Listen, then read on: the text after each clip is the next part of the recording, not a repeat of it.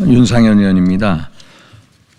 저는 지난 20일 트럼프 대통령의 취임식에 참석차 한미 간의 네트워크 강화를 위해 국회 외교통일위원회 방미단 일원으로 워싱턴을 다녀왔습니다. 이번 방미의 목적은 한미 동맹의 중요성을 강조하고 대한민국의 전략적인 가치를 미국 조야에 알리는 데 있습니다. 방미 기간 동안 저는 한미 동맹 강화와 한미일 3국 간 협력의 중요성을 알리는 데 주력했습니다. 대한민국의 전략적 가치를 재조명하며 대한민국이 동북아시아와 글로벌 외교 무대에서 차지하는 핵심적인 역할을 강조했습니다. 방미 기간 동안 미국 내 주요 정치 인사 또 싱크탱크 관계자들과의 만남을 통해 대한민국의 현재 정치, 경제 상황 등 전국 상황도 설명하였습니다. 어느 의원은 민당의 입법 폭주, 탄핵 폭주로 국정이 마비되는 상황을 이미 잘 알고 있다고도 했습니다.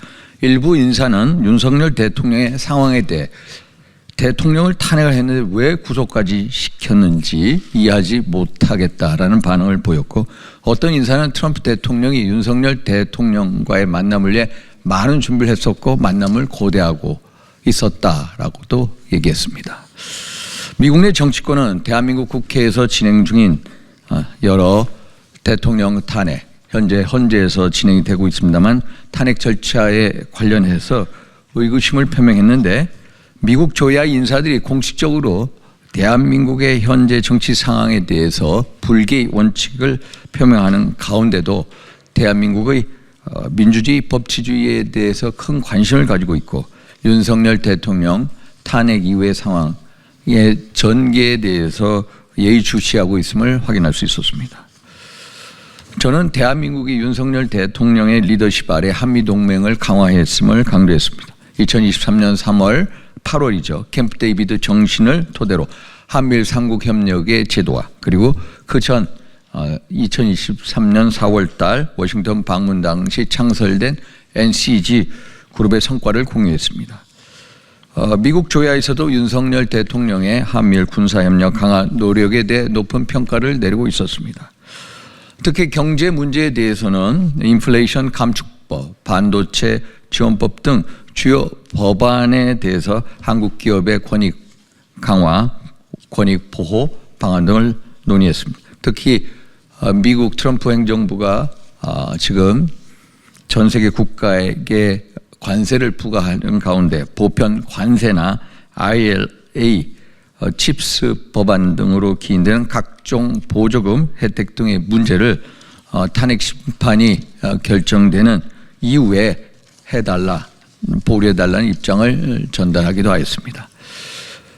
북핵 문제에 대해서도 대한민국의 입장을 상세히 설명했습니다. 특히 제가 오랫동안 주장해온 제한적인 핵무장의 필요성을 강조했습니다. 아시다시피 피트 헤그세스 국방부 장관 후보자에 의해서 또 트럼프 대통령도 북한을 핵보유국, 뉴클리어 파워로 지칭하는 발언을 하는데, 북한 핵 문제가 비핵화 협상이 아닌 미북 간의 군축 협상으로 전환될 가능성을 지적하고 이러한 변화가 한반도 안보 상황에 미칠 영향을 강조했습니다. 특히 북핵 협상이 북한 비핵화가 아니라 북핵 동결로 가게 되면 대한민국에는 큰 재앙이, 악몽이 될 것이고, 이에 따른 한국의 제한적 핵무장의 필요성을 누누이 강조했습니다.